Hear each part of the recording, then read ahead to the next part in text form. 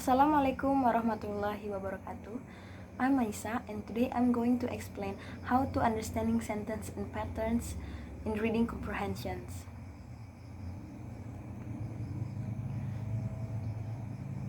First one, we got identifying key ideas. Each sentence expresses at least one key idea or basic message.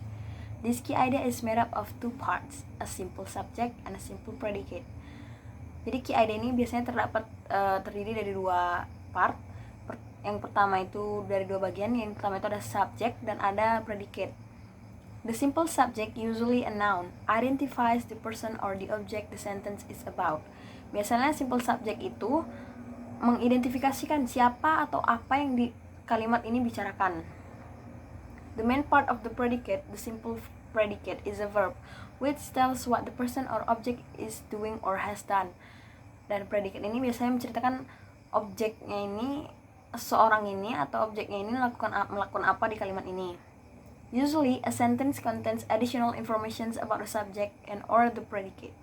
Example, the average American drank 6 gallons of beer last year.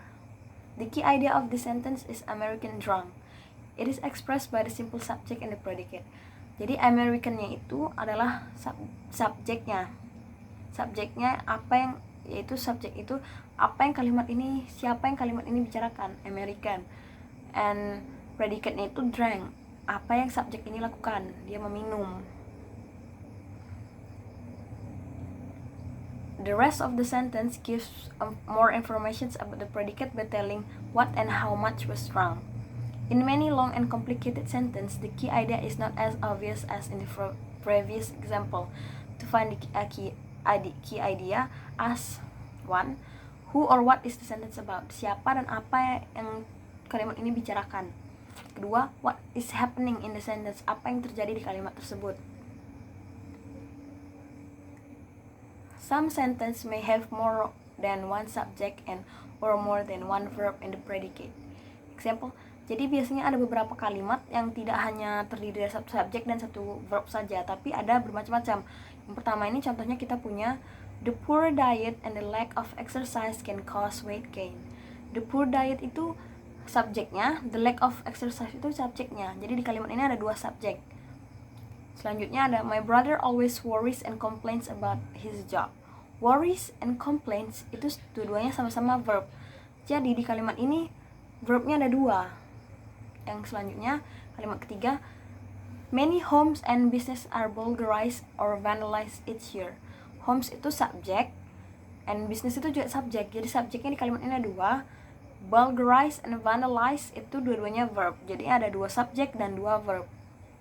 The angry woman was screaming, cursing, and shouting. Angry woman itu subjeknya, screaming itu verbnya, cursing itu juga verbnya, shouting itu verbnya. Jadi di kalimat keempat ini ada subjeknya ada satu dan verbnya ada tiga, screaming, cursing, and shouting. The second one we had locating details. After you have identified the key idea, the next step is understanding a sentence is to see how the details affect its meaning. Most details are either add or to or change the meaning of the key idea. Usually they answer such question about the subject or predicate as well. Where, which, when, how, or why. For example, Sam drove his car to Toronto last week. So ini menjawab what, apa yang Sam kendarai, what his car. Yang kedua ada where does Sam go, itu Toronto, and last week when, menjawab pertanyaan when. And second we had last night or read with interest a magazine article on sailing. Read when, last night when, read to how and what on sailing. As you read a sentence, be sure to notice how the details change. Limits add to the meaning of the key idea. Decide for each of the following example how the underlined portion affects the meaning of the key idea. Third, reading sentences that combine ideas. Many sentences express more than one key idea. Often a writer will combine two or more closely related ideas into one sentence. This is done for 1 or 3 reasons. 1. To clarify the ideas. Jadi ada banyak kalimat yang terkadang mengekspresikan lebih dari satu key idea. Jadinya itu kadang-kadang penulisnya itu mengcombine dua idea yang hampir bersamaan di satu kalimat. Alasan-alasan mengapa hal itu bisa dilakukan oleh penulisnya, satu ada pertama to clarify the idea, kedua to emphasize their connections, ketiga to show what they are to of equal importance. For example, some students decided to take the final exams and the other chose to write the term paper. In this sentence, two related ideas are combined. Jadi dalam kalimat some students decided to take the final exam and the other chose to write a term paper, ada dua ide di sini. Satu ada some students decided to take the final exam, yang keduanya some students choose to write a term paper. As you read combined sentence, be sure to notice both key ideas. If you read too fast, it is easy to miss the second idea. Often you can spot combined ideas by the punctuations in the sentence. Two complete ideas can be combined by. Jadi kalau kita ingin mencari gimana mereka tuh tercombine, ideas ini dikombinasikan di dalam situ tuh biasanya digunakan oleh tanda baca, punctuations. Satu, using a semicolon. Semicolon itu titik koma gitu, tanda titik koma. Contohnya, some students hate math, titik koma, others enjoy it. Jadi di kalimat yang di sini bisa dilihat yang pertama ini menggunakan semicolon, yaitu titik koma itu some students hate math, titik koma, others enjoy it. 2. Using a comma followed by a conjunction and, but, or, nor, so, for, yet. Jadi kita menggunakan koma lalu diikuti dengan konjungsi. Contohnya di sini ada nomor 1. John expected a good grade, a comma, but he received a D. Jadi di sini ada koma dulu, lalu ada konjungsi but. John expected a good grade, comma, and konjungsinya but he received a D.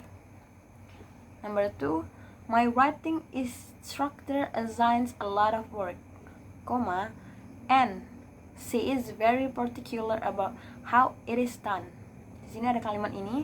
Nomor 2 ini ada pertamanya, ada kalimat pertama itu my writing instructor assigns a lot of work, koma, lalu dikombinasikan dengan key ideas berikutnya menggunakan konjungsi and.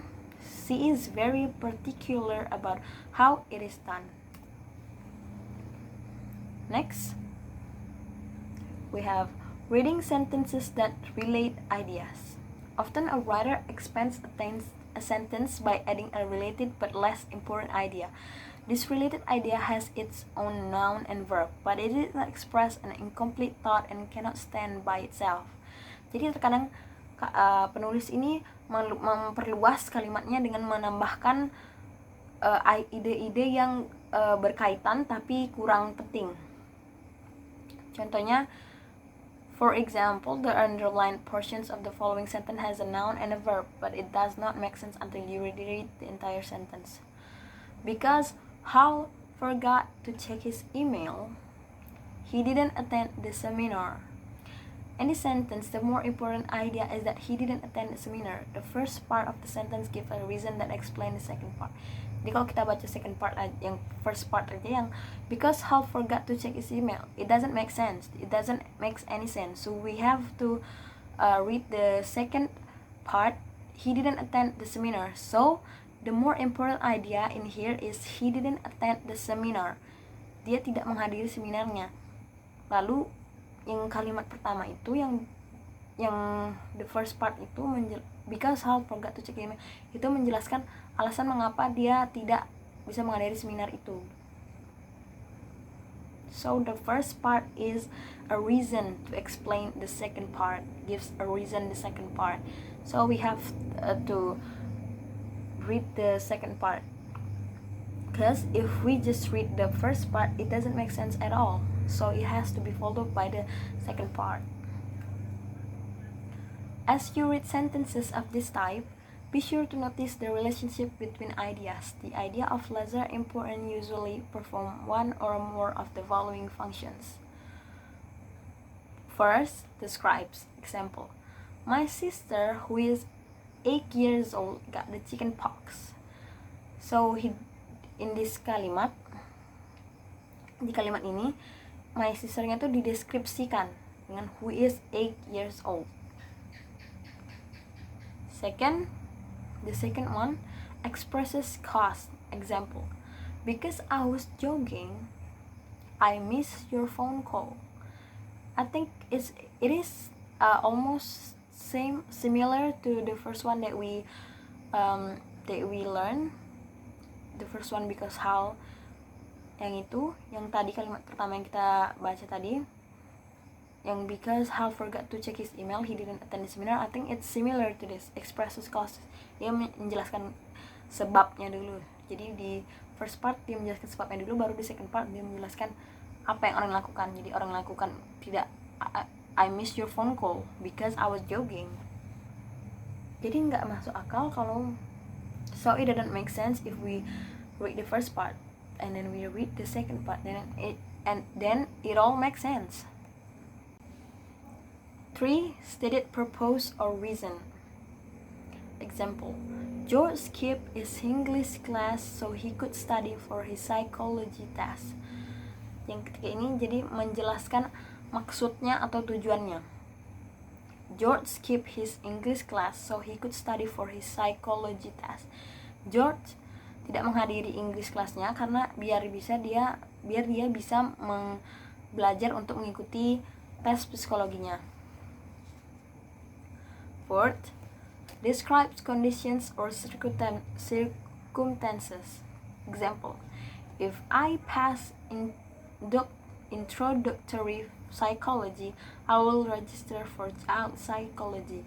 So we have to describe the conditions or the circumstances first, then the actual idea.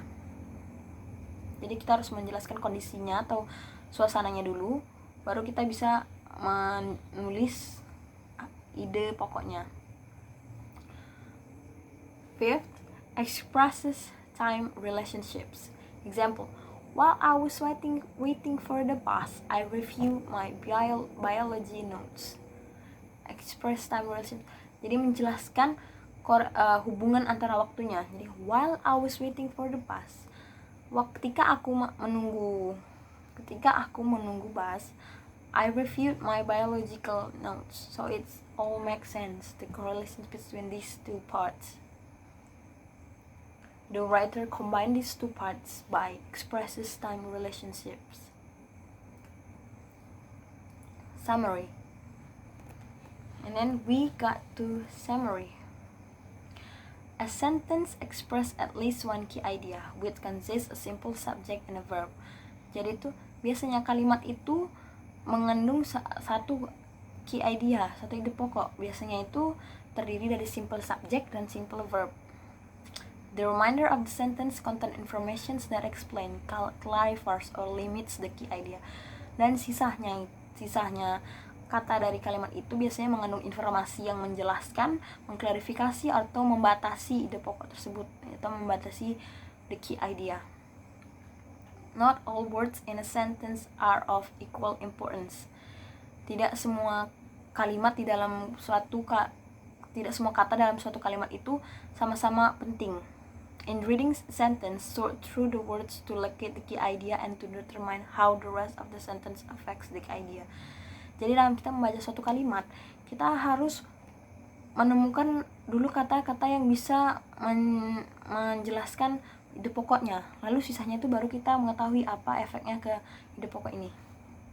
Two or more complete ideas may be combined into a single sentence. This is done to emphasize or clarify the relationship between the ideas. Jadi dua atau lebih ide yang berbeda ini bisa dikombinasikan menjadi suatu kalimat. Jadi satu kalimat, dua atau lebih itu bisa menjadi satu kalimat. This is done to emphasize or clarify the relationship between the idea. Biasanya ini dilakukan untuk mengklarifikasi hubungan antara dua ide ini. Seperti tadi kan kita harus menjelaskan dulu yang pertama itu mengapa bisa terjadi yang part kedua, yang makanya kita dijelaskan di part pertama agar dia terjadi di part kedua. Like the first one, like because Hal forgot to check his email, he did it 10 minutes. Some sentences contain a key idea and unrelated but less important idea. Ada juga beberapa kalimat yang mengandung satu ide pokok dan ide lain yang tidak terlalu penting. Be sure to notice how the two ideas are related. Usually, the less important idea explains the key idea by describing, expressing cause, stating purpose or reason, describing condition or circumstances, or expressing time relationship.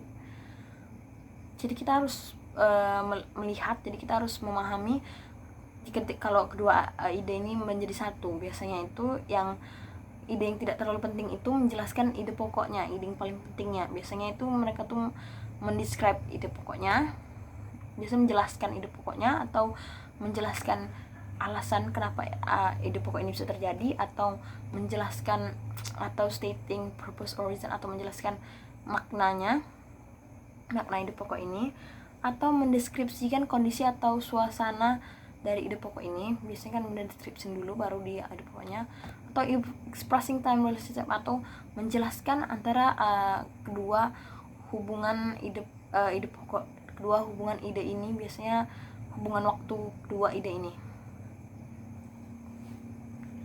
I think that's all for today. If you have any questions, you can ask me down below on the comment sections. Thank you so much for your attention.